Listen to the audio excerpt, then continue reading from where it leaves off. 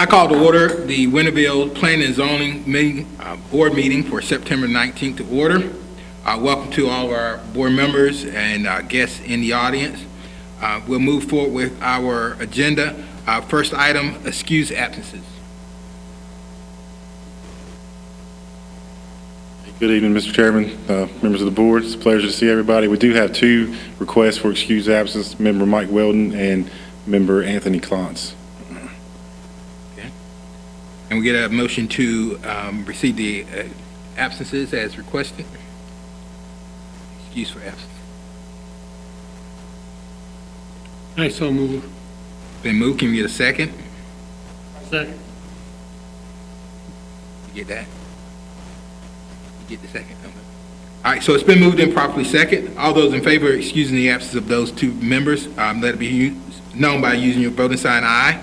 Aye. Any opposed, nay. No opposed. The next item, approval of the agenda as sent to you, Mr. Killian. Mr. Chairman, I'd like to make an amendment to the agenda. Okay. I ask that we discuss contacts of this board by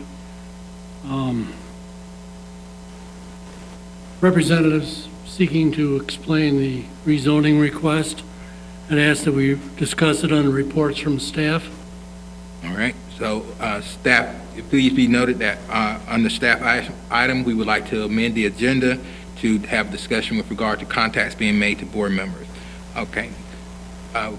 You've heard the amendment. Can I get a motion to approve the amendment to the September 19th agenda? Motion to approve. Get a second? Second. Okay, it's been moved and properly second. All those in favor of amending the agenda with regards to a discussion from staff, let it be known by using your voting sign aye. Aye. Any opposed, nay? No. Next item, approval of the minutes from the August regular meeting. You had a chance to review the minutes that was submitted to you by staff. We'll entertain a motion. Motion to approve. Second. It's been moved and properly second. All those in favor of approving the agenda minutes for August, let it be known by using your voting sign aye. Aye. Any opposed, nay? Okay, new business, rezoning request parcels 67224, 68790, 70665. Thank you, Mr. Chair. So the only action item we have on the agenda tonight is a rezoning request. As usual, you guys just let me know if you got any questions as we're going through it, and I'll try to answer them accordingly. So as stated, the rezoning request is for the parcels listed on the screen there, 67224, 68790, 70655. So the applicant, that's the Overton Group. So the location of the property, that's the intersection of Old Tar and Vernon White. Specifically, it's going to be the northwest corner of that intersection. So site data, our parcel numbers we've already been over, 13.94 acres. Current zoning district is R15, and the proposed zoning district is general business. So adjacent property owners were mailed notification of this rezoning request on September 9th, and notification was posted out on site on the 30th of August. If you see on the screen there, the property outlined in gray, minus that property and that property. So it's 1, 2, 3 properties right there.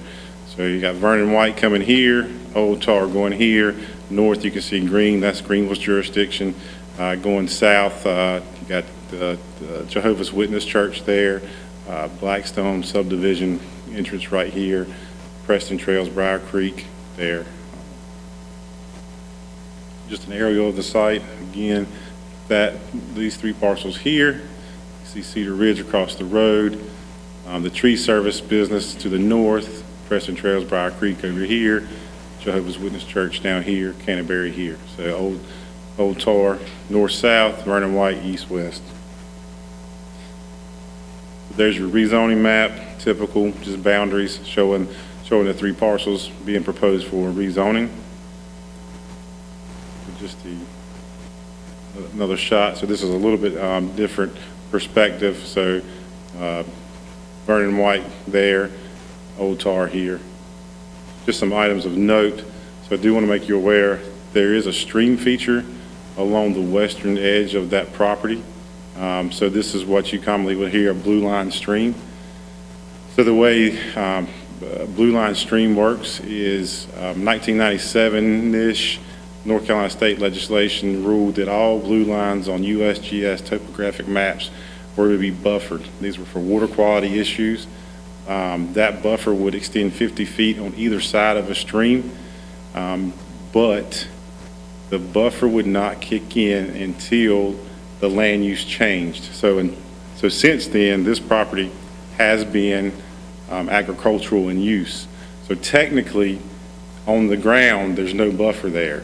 So on paper, there is, but with the change in use, whatever that change is going to be, they would have to establish a buffer here. The buffer is going to look something like this. So riparian buffers are designed to have two different zones. So you got the stream channel, then you got the zone 1, first 30 feet landward from the toe of the slope. Now that's what they call a natural woody vegetation buffer. The outer 20 feet is what can be manicured. So more commonly you're going to see yards, manicured trees, all that kind of good stuff in the outward 20. That's not to say that the zone 1 can't be maintained. They want to make sure no invasive species are in here, so no damaged vegetation in there, so it can be maintained to an extent. But the design is for water to hit here, sheet flow here, so by the time it hits the channel, you've got clean water going in that channel. That's your riparian buffer 101. So just want to make you guys aware of that. Current zoning, R15 as stated before. So you can see R10 across the road, R15 adjacent, R10, then R8, and then R12.5 down below. So for the most part, you got residential surrounding the whole site.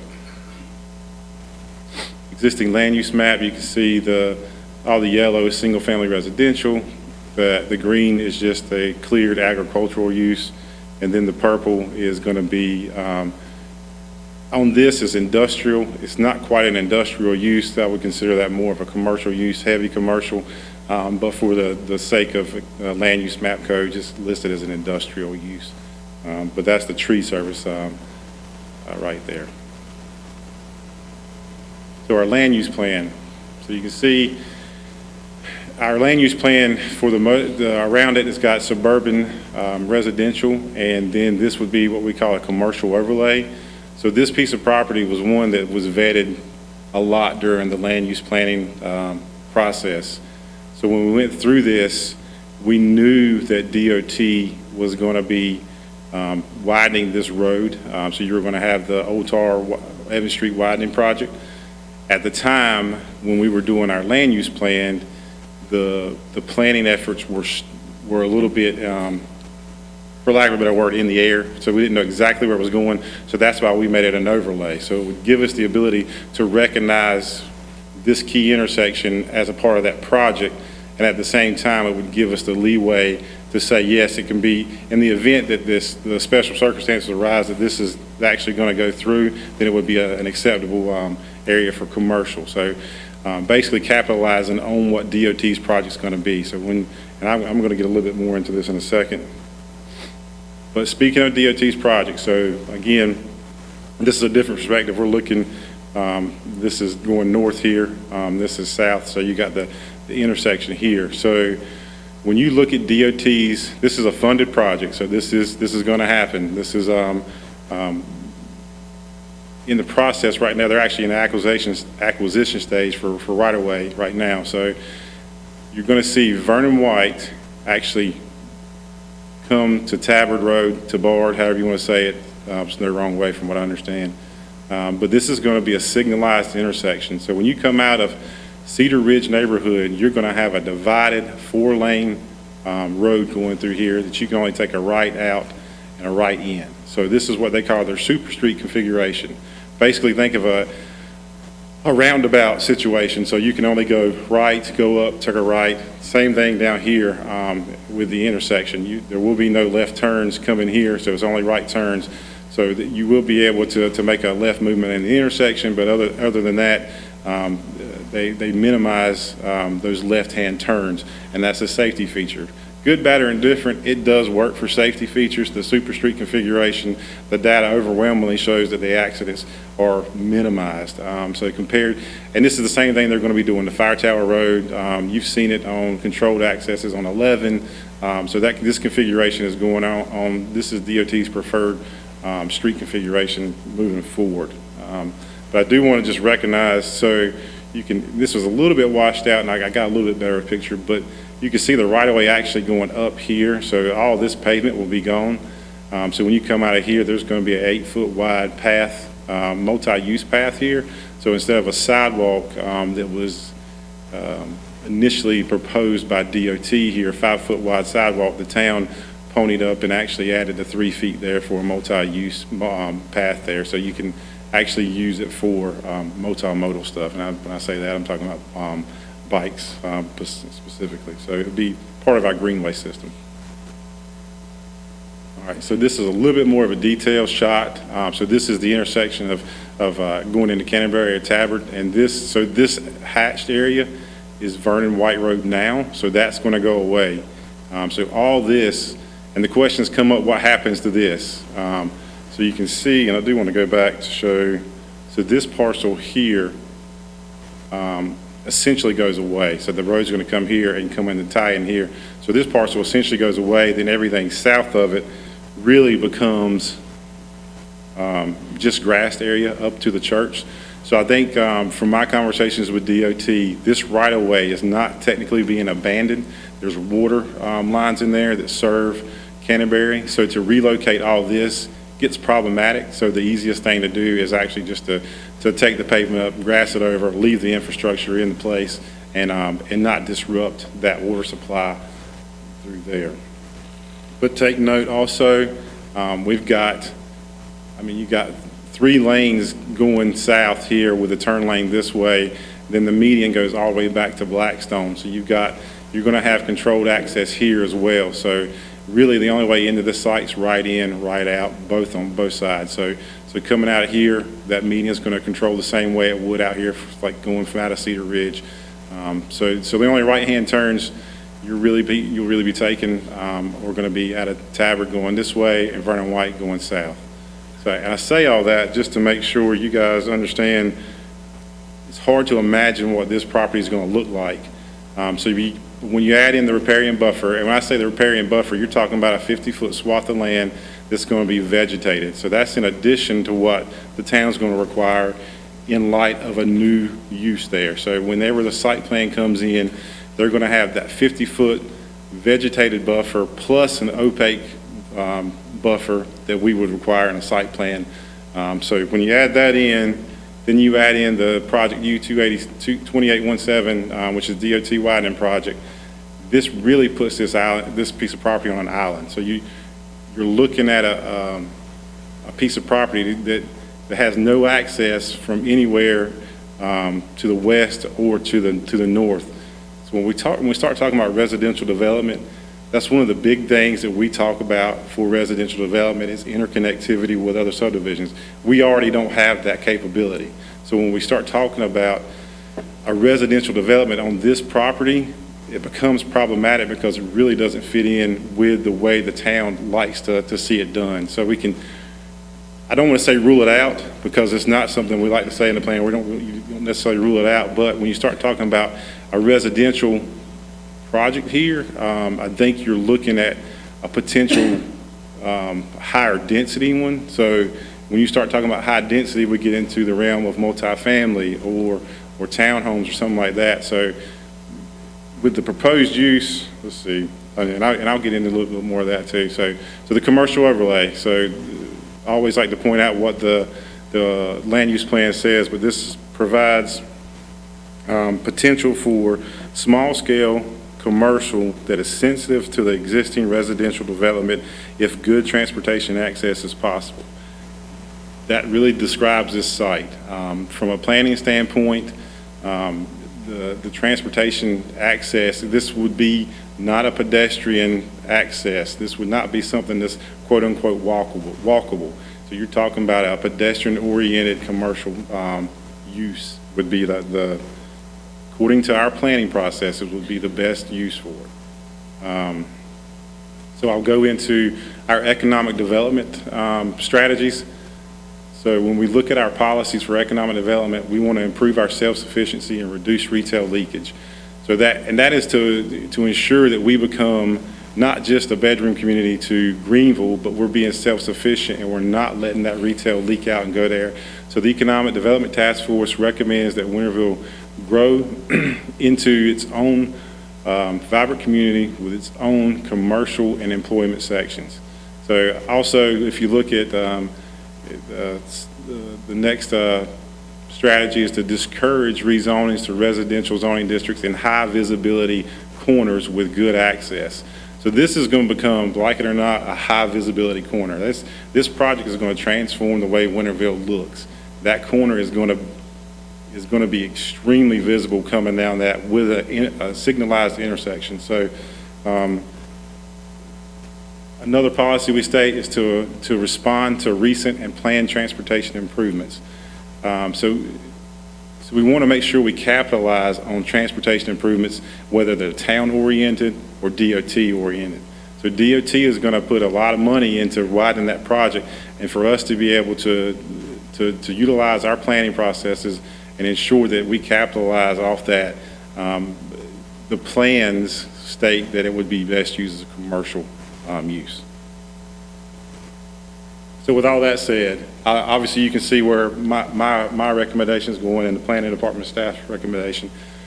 But when you take into consideration the old tar widening project, the existing buffer that's going to be between this property and the west, that 4-lane divided and 5-lane divided, when you start looking at the turn lane across from Cedar Ridge, and it being on that, what I call an island, plan staff finds that the request is reasonable and in public interest because the proposed zoning district would be compatible with the existing land uses in the area. So staff does recommend approval of the 13.95 acres, or 94 acres from R15 to general business.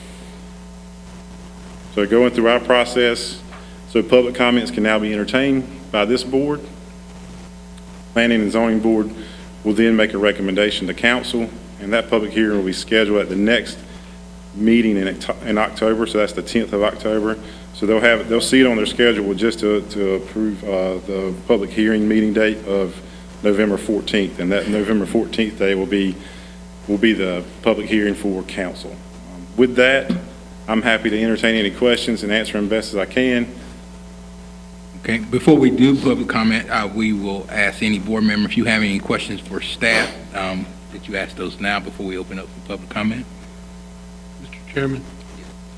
Brian, I have a question. Can you help me reconcile the commercial overlay, which we have in, comprehensive land use, Sure. to the general business, which is a very broad classification that has gas stations and strip malls and Sure. everything else in it? Sure. They don't seem compatible to me. Can you help me understand that?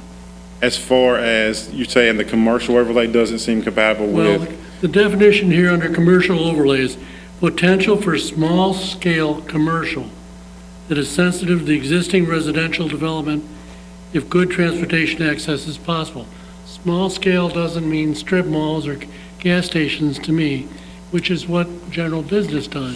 Sure. So, and that's a great question. So the wrestling kind of maneuver you try to do with the zoning districts, especially with our zoning ordinance, is you're trying to look at whether or not the general business would fit, or it'd be intermediate commercial or neighborhood commercial. So historically, our neighborhood commercials or intermediate commercials have been in the 2 to 5 acre range. So this one obviously is a 14 acre range. So I feel like it would limit the property. So obviously so gas stations are still allowed in neighborhood commercial. They're still allowed in intermediate commercial, and they're allowed in general business. So when you're talking about small scale, it really, I don't know what that definition really means to most people, but a gas station is not a large scale commercial activity. I think your big grocery store anchors, your big type box stores or something like that would be your large scale commercial. So And this property could potentially handle that. I don't know when you start putting in the limitations of it, the restraints of it. I think the most intense you would potentially be able to see for our zoning ordinance is probably the gas station. Now, I'm sure a lot of people are concerned about that. Corners are notorious for attracting that type of use. So I don't know if I can reconcile it to you. I can tell you that this site we feel like is prime for general business. Would you repeat that last sentence you said, please? That this site is prime for general business, or was that? Yeah, I agree.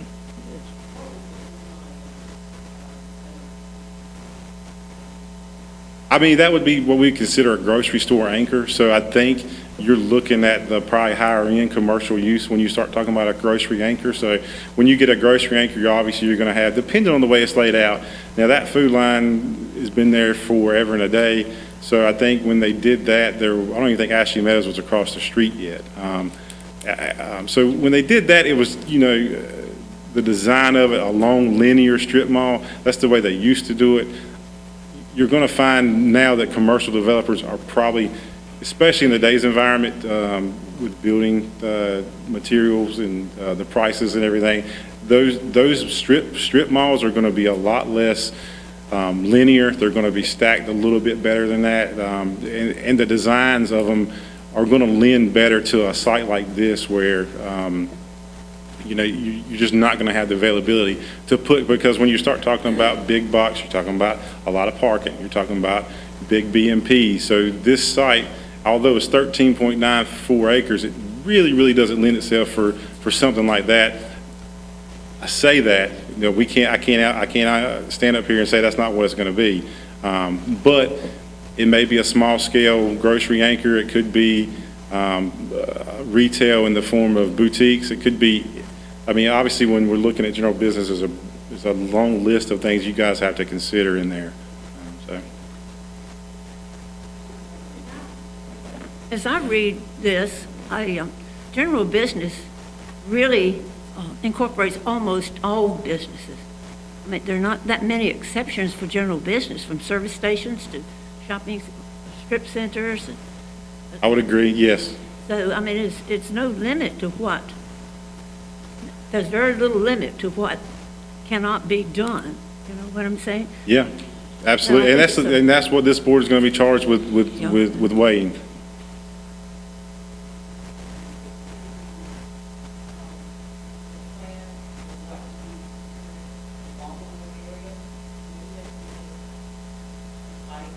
Yeah, so, well, and that's,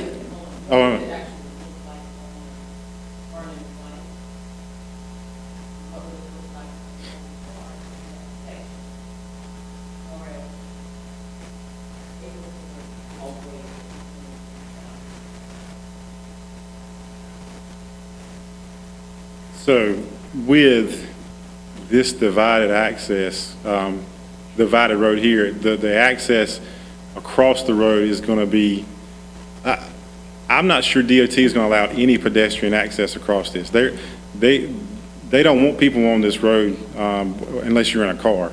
So that's where this side comes in. So you can see in the hatched area, that's where generally where the walking path is going to go.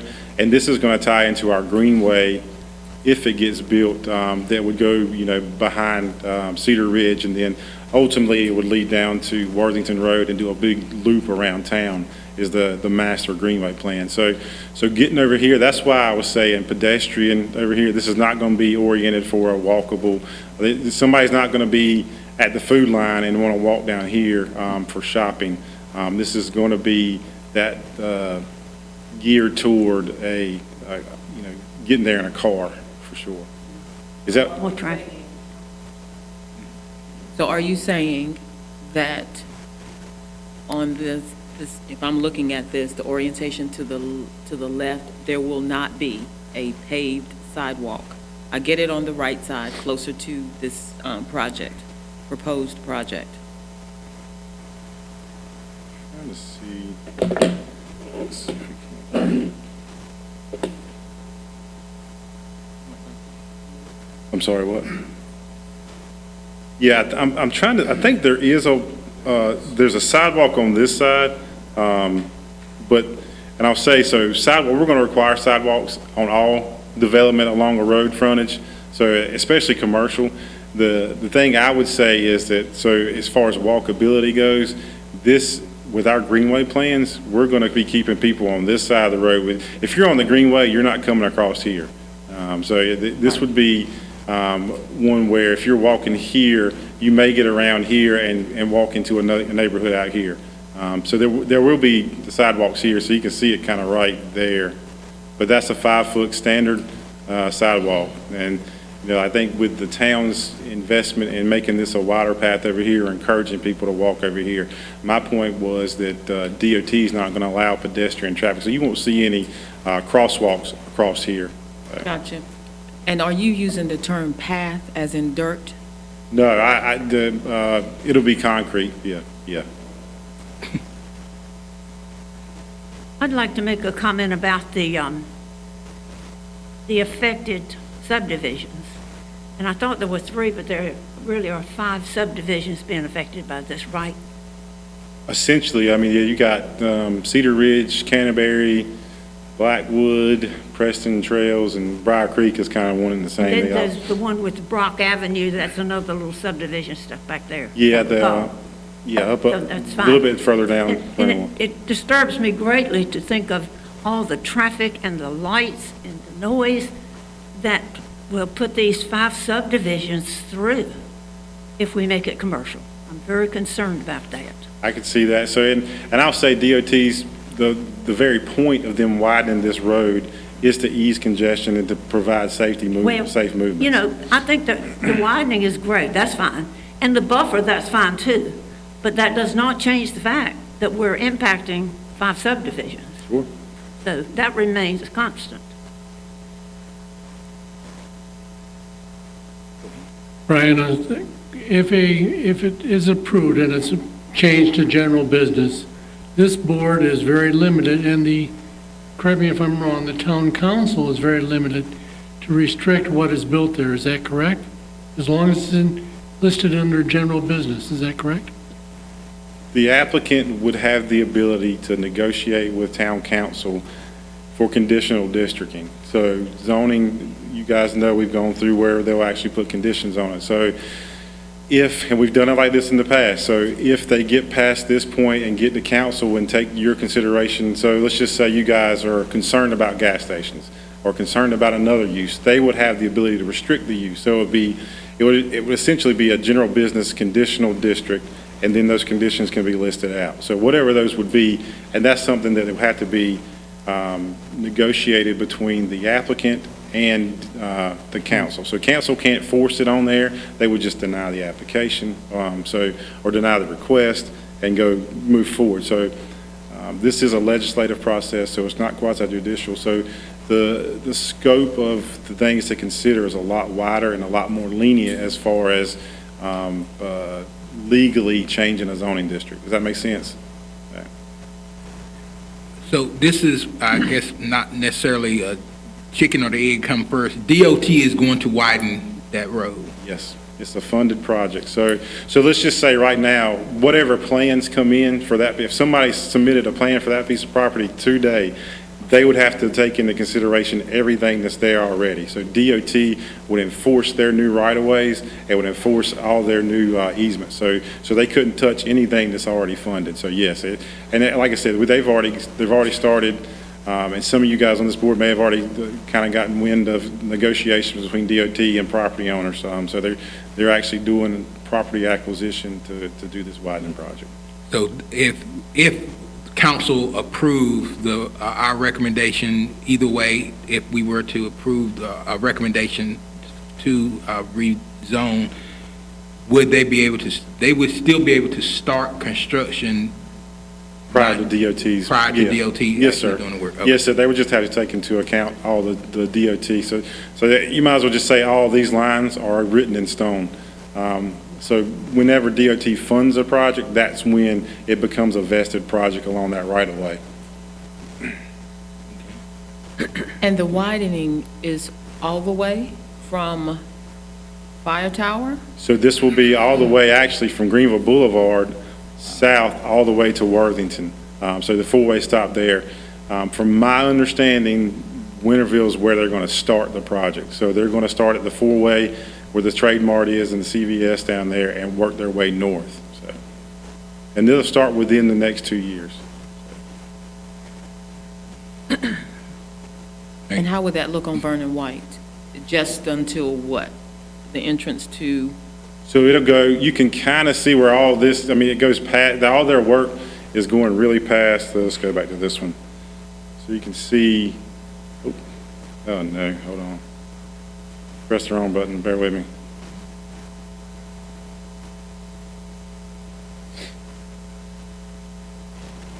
So it'll go basically past the Blackwood, it's hard to see there. that first subdivision on the left?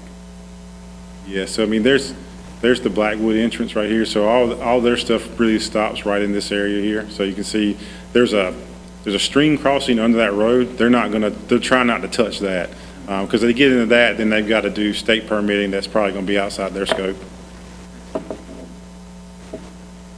Brian, I think we're getting a little sidetracked here. Okay. We're spending more time talking about the widening of Tar Road in Vernon White than we are about the issue at hand about the parcel. I know it's some of both, but the issue still remains the parcel. Sure. Yeah, and I mean, and I would argue that the widening project of this is probably going to affect not only this piece of property, but it's going to be transformative for the town of Winterville. But I think the impacts on this piece of property in particular are going to be very, very, what's the word I'm looking for? It's just going to change the way this whole thing looks with the realignment of Vernon White and Tabard, and then the widening here. So when I start talking about visible intersections, when you come up on a signalized intersection, when you got the full reaches coming over with the lights coming down, that screams in most cases commercial activity. So I mean, and that's where you're going to find most of your intersection or your nodes are where you're going to find most of your commercial activity. Those are more accessible to the traveling public. So this highway right here, I think DOT they're estimating somewhere in the neighborhood of 15,000 traffic trips a day. And when you get up to to Fire Tower, it jumps to 25,000 to 32,000. So when they widen this, it's probably going to be more in line with that. So most people stay away from this piece of this road just because of that funky intersection with Vernon White. And if you've ever tried to go north at 5 o'clock, it's backed up past Irish Creek every time. So you can tell why people would do it, but when they start making these improvements, that traffic count's only going to go up, which makes this even more of a commercialized intersection. So at this time, we'll open up the floor for public comment. We ask that those who have public comments, that there is a pad, if you would write your name and your address on the pad. You'll have 3 minutes to share what you will need to share, and at that time, you will be signaled, and that will end your portion for public comment. So at this time, we ask those who have public comments to please approach this podium.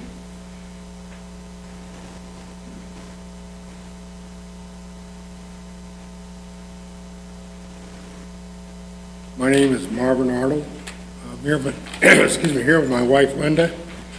We reside and own property at 479 Vernon White Road, Vernon White Road, Winterville. Wife and I were here, we're here at the town council meeting last time this property came up for being rezoned, and they turned it down. Hopefully, won't approve it to be rezoned. You know, we're against the rezoning, and I'm sure a lot of the neighbors are too.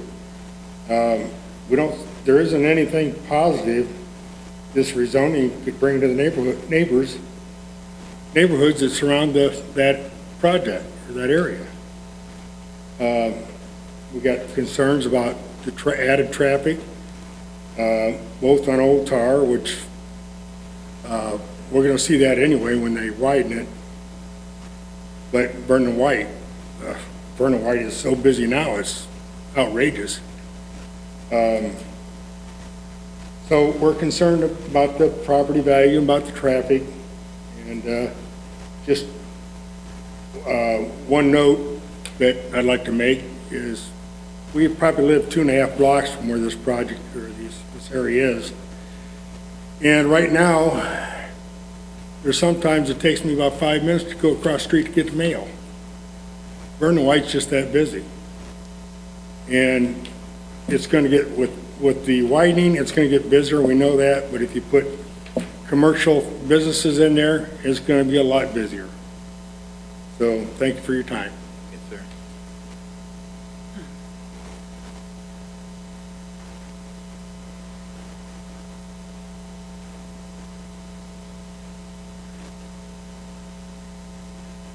My name is Verna Mills, and I too reside on Vernon White Road, and I agree in the sentiments of my neighbor, because half the time we go out there to get our mail, which is across the street. If it was on the side, it'd be okay. But either I have to wait about 5 minutes, I pick my time as to when I'm gonna go across that road and get my mail, and it's just horrific. We're finding that a lot of people are passing, using Vernon White Road to get out, to the main highway. And sometimes they go by so fast that you have to step back, or they get so close to you when you're standing on your own property that you have to kind of back. So it's very frightening, to be honest with you, to see how much traffic is on Vernon White Road right now. When I first moved over there, it was not like that. But now it is just, it's horrific, okay? And I agree with that. The property down at the end of the road, even when I judge my time as to when I get on Tar Road, I do not get out there to go and make a turn left or right, to either go to left or right. I don't go out there when school is out. I don't go out there when school starts. And when people get off work, you just have to wait and wait. And there is a left turn, it's this left turn coming on Vernon White Road. And when you think it's kind of safe to go, by the time you get ready to kind of move out, you see a car just drive right in front of you and you have to put on brakes. So I am really concerned about that partial land being deemed as commercial, because to me, that's going to bring more traffic on Vernon White Road.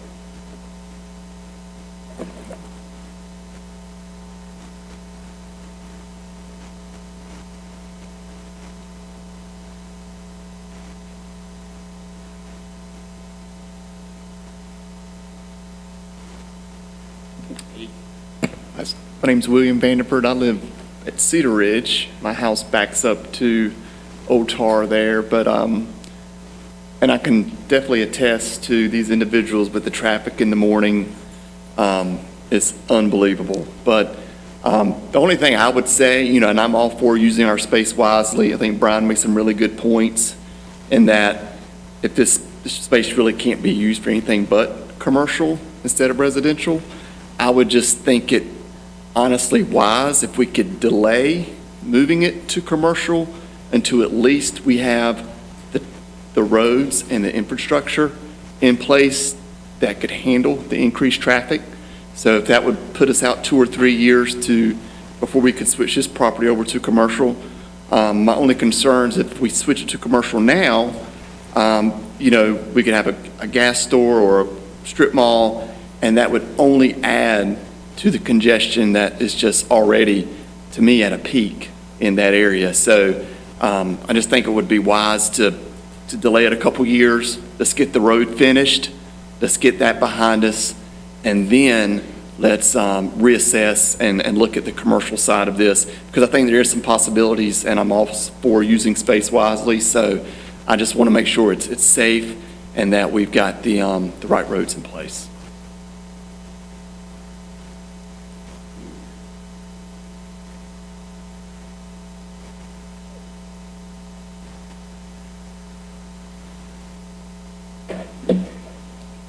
Hello, I'm Byron Ains with the Overton Group, and happy to represent the owners of this property.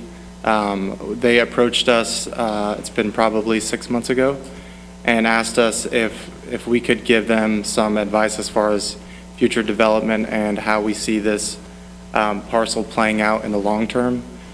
We do develop property throughout southeastern North Carolina, and just about from the first glance, this kind of screamed to us as a neighborhood commercial grocery anchored center.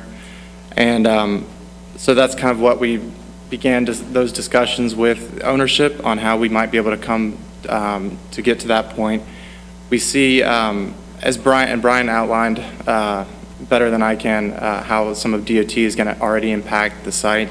I would just add a few things. As far as traffic goes, I understand that's a concern anywhere, and you guys are fortunate to be in a community that's thriving and growing, and there are people that want to spend money here and want to develop, which is awesome. One of the things that would be put in place would be a decel lane for access onto the site itself, which would help with the flow of traffic in and out of the center, help slow things down and avoid traffic building up on the 4-lane highway. I think as far as the ownership goes, they would be willing to entertain some conditional uses on the property if those were outlined. As of right now, we don't have a site plan or a definite use of the property. So we're still exploring what the highest and best use of the land is. We feel like it's not a field long-term. And so we are, again, exploring with some developers what that might look like. We would also potentially be interested in a further discussion 1 minute. about the timeline. I think that there is going to be a lot of construction, and we do a good bit of development, and certainly we wouldn't want to put ourselves in a position where we're having to work alongside DOT while they're working through the improvements that are going to be made on the site. So I appreciate your consideration, and I'm happy to answer any questions after the meeting, and the same goes for those who have shown up tonight too. Thank you.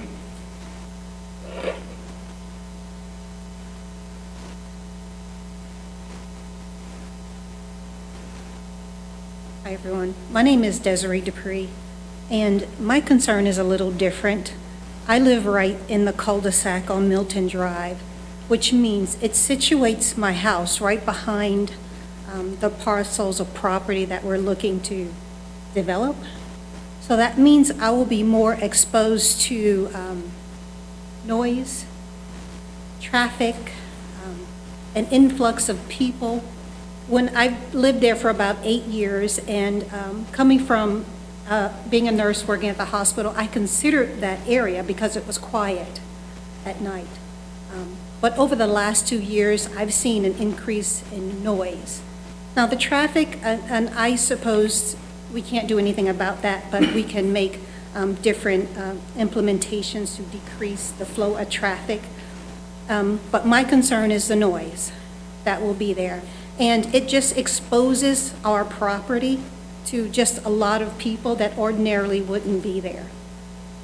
And maybe also a lot of, I'm just thinking of just different properties I've seen develop and how it just decreased the neighborhood dwelling and just increased an influx of people who just aren't necessarily there, who don't live there in our area. And that's a big concern for me. I don't know how to fix this. I don't know if the situation would be, for lack of a better term, putting a wall as a barrier between the business and where it backs up to our property. But I'm concerned about that. I'm concerned about the noise, the increase of people, all the traffic that will be backed up against our property. Thank you.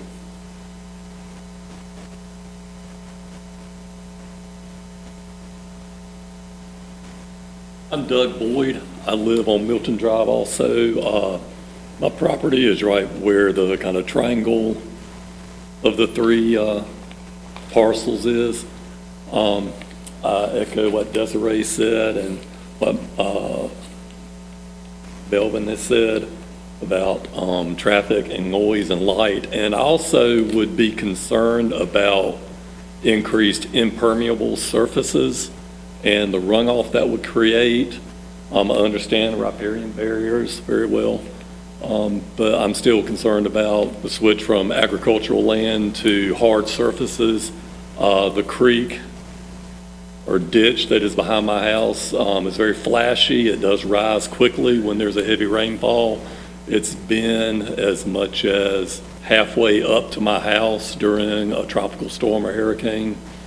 So I would be very concerned about the fate of my house if there's a hurricane and all that property out there is asphalt and concrete, producing a lot of runoff. What's going to happen when that creek starts rising? How far is it going to come in the future if all that surface is impermeable?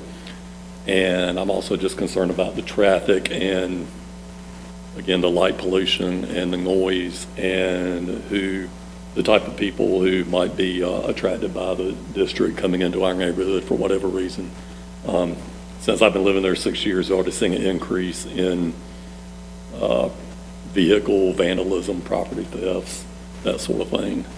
So when we moved here, the field and the agriculture was an enticement to us moving. We already lived out in the country, but we liked coming into the town with a country feel to it. And so we enjoy seeing the field back there and having the field much more desirable than another grocery store. And another concern I would have would be what's going to happen to the strip mall down the street if a grocery store and all that comes here? Is that going to then go out of business? Or is it going to become kind of a rundown strip mall, more rundown than it already is? So thank you for your time.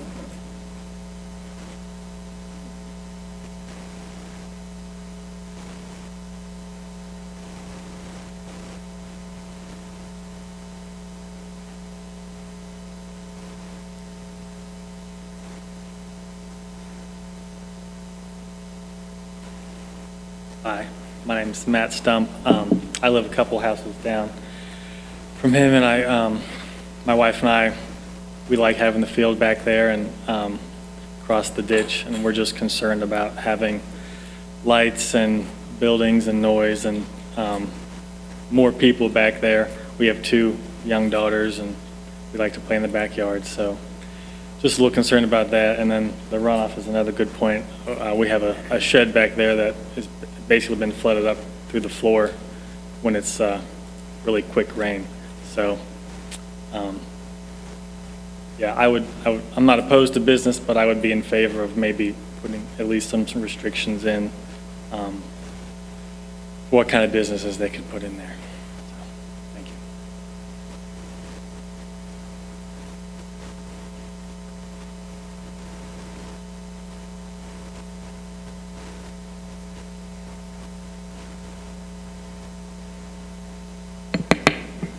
I think I'm the shortest one that's talked. And good evening, and my name's Connie Jones. I'm on Tabard Road, just a few houses in. And this is a very upsetting thing for me. I moved here, it's coming up on 16 years, and it's been wonderful, except now, to understand that in my view, it's going to destroy the whole neighborhood. I'm in Canterbury, so I'm right next to Cedar Ridge. Bicycling around there's not going to be the same anymore. Walking around there's not going to be the same anymore. And I really think I'm just echoing other people's comments about the potential for crime with businesses in there that might be cash businesses. There was mention of higher crime rates recently, break-ins, vehicle break-ins. The whole thing is just very concerning to me, and I feel like I'm probably going to have to make a decision to stay there or leave. And I think with that kind of business in there, I would be more inclined to leave. It's a wonderful neighborhood now. The house values have increased. And I just don't see any reason that we need to have that kind of thing happen. I'd much rather have a park, which of course is not revenue generating, but it certainly would be a lot prettier and hopefully safer. But thanks for hearing me out.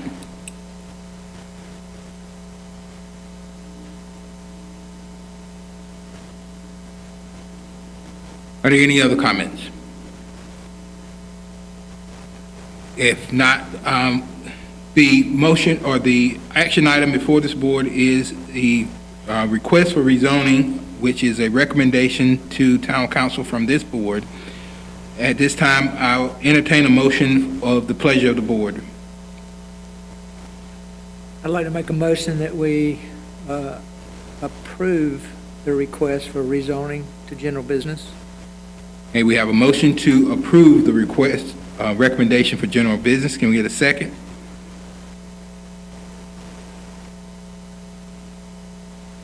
Is discussion part of this now, or are we done? Are we just done with discussion? Oh, just with the board, I mean? Right, well, since we didn't get a second, the motion fails. So what is the pleasure of the board? Now would be the time if you want to have additional discussion. Okay, thank you. I would just like to say that I really appreciate what all of you have said tonight, and I can relate somewhat. I have lived off of Fire Tower Road for almost nearly 30 years. And 40 years ago, I came to East Carolina and could not, I went out to Fire Tower Road at where I live now, but came back as a student and couldn't find it. It was too far out in the country. I forgot how to get there at that time. And were we concerned when Fire Tower Road was going to go 5 lanes and businesses were coming? Absolutely. I had all the concerns that you had. But I will say, it has been a great thing. Now, could we potentially have problems? Sure. And I appreciate what you said. We were concerned about people walking down our sidewalk that are not part of our neighborhoods and what was going to happen to our neighborhood. And I hear what you're saying, but I truly believe this opportunity and these parcels are just a great thing for Winterville. I mean, to me, it is exciting for Winterville. Winterville needs this, in my opinion. I know all of you, I hear what you're saying, but I just want our board to consider this because Winterville has an opportunity right now to become a really vibrant city. And I just want you to consider this opportunity for Winterville. I just believe it's a great thing, and I hope you'll consider it. Okay, we had a motion to approve that failed. What is the pleasure of the board regarding the request for the recommendation for the rezoning request for the parcel before us? I would make a recommendation that we not approve the rezoning request at this time, but consider it if it's available in the future after the DOT expansion. Oh, you need to make a motion to approve or not motion to that not approve the request. Okay, I make a motion that we do not approve the motion before us for the rezoning of this project. And we get a second with regard to the motion to not to approve the recommendation. I second that, please. Okay, we have a motion to not approve the recommendation and a second. Those who are in favor of not approving, we will need to use a voting sign of your right hand to approve. Those in favor, use your right hand. Those who are in favor of the motion to not approve, please use your voting sign of your right hand for the clerk to count. For denial.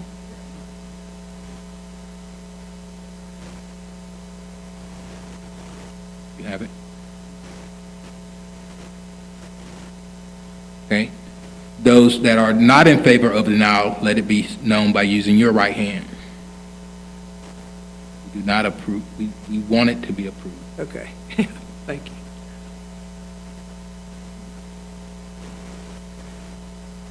Okay, so the motion stands approved with majority that we will not approve the recommendation to town council for the rezoning request.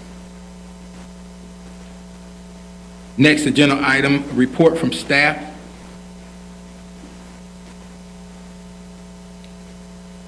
Thanks, Ed. Thank you, Mr. Chairman. So just a few things to note.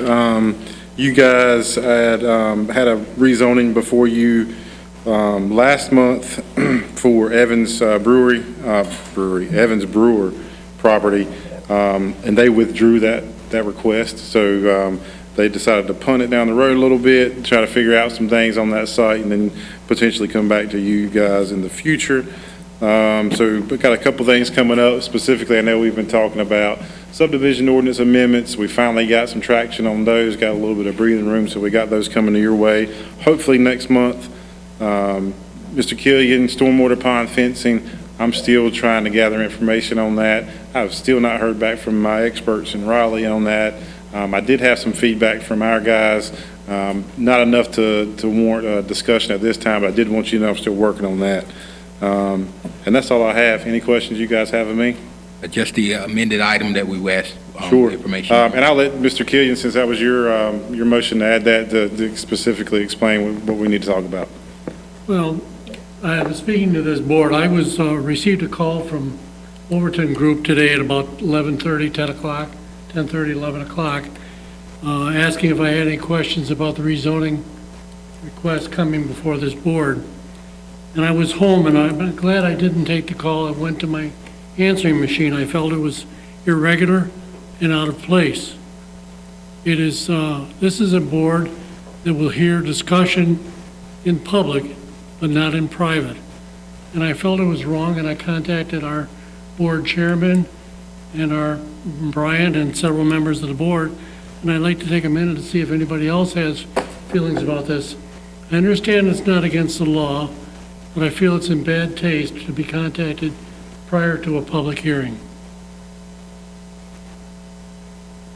Yes, Brian and I called him immediately as well, and we did have a conversation. I would like for him to share the information Sure. he shared with me in our conversation. So as a planning board member, this is a legislative board, so it's not quasi judicial, so you're not bound by ex parte communication rules. That meaning, ex parte just meaning outside of these walls, outside of a meeting. You can entertain questions, and that would be from the general public, from the applicant, from appointed members, elected officials. You can entertain those questions and legally do so. The flip side of that is ethical, and you know, when you start talking about conflicts of interest and whether or not you're receiving benefits from those who are contacting you for a positive outcome that's going to impact their decision or impact their application. Small example, if you get taken out to lunch and the bill's paid for you to hear out the applicant, that's probably going to be on the unethical side of things. A phone call, however, just for you know, a typical conversation, just getting the feedback from an appointed member who represents the town, I think that's perfectly acceptable. You're not going to have any type of issues of breaking any laws. If this was a board of adjustment, then absolutely, you can't do that. That would be more of a court hearing type of situation where you hear all the evidence interior of the meeting. I think I stated to the chair, now if the board in a whole was contacted and you guys met at a different location with somebody, that would be improper and potentially illegal because you would be at a public meeting if a quorum is there. So legally speaking, if you ever get contacted by someone, whether it be the applicant or general public or anybody else, there's no legal issues there unless you start taking improper benefits from that contact. So. With your permission, Greg, could I have a sign from this board, who was contacted by Overton Group? I was contacted. Okay, you were contacted, right, Peg?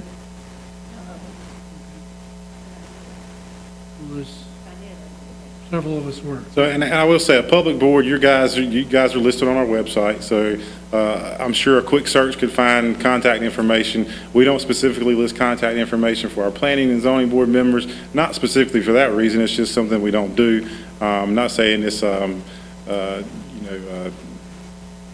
it's not privileged information. You guys were appointed to represent the town. So to do that in a manner this, like I said, ethically is perfectly permissible. So, Thank you. All right. My comment would, it's very, very poor taste and quite unethical, actually. That's my personal feeling. well, and I could see it, but I'm sorry, I didn't want to interject, but Well, I would just open up for the last agenda item for comments from board, so that would just let it be known we're in that part of our agenda. Yeah, and I would just say that I think it's probably sometimes warrants the contact the people who are making the decisions. So to get on the same page as everybody who is actually an authority for the town and making these decisions is probably sometimes actually a good idea, to make sure they're not wasting their time and your time. And like I said, I think more often than not, you'll see elected officials get contacted rather than appointed officials, but obviously that's not unheard of, so.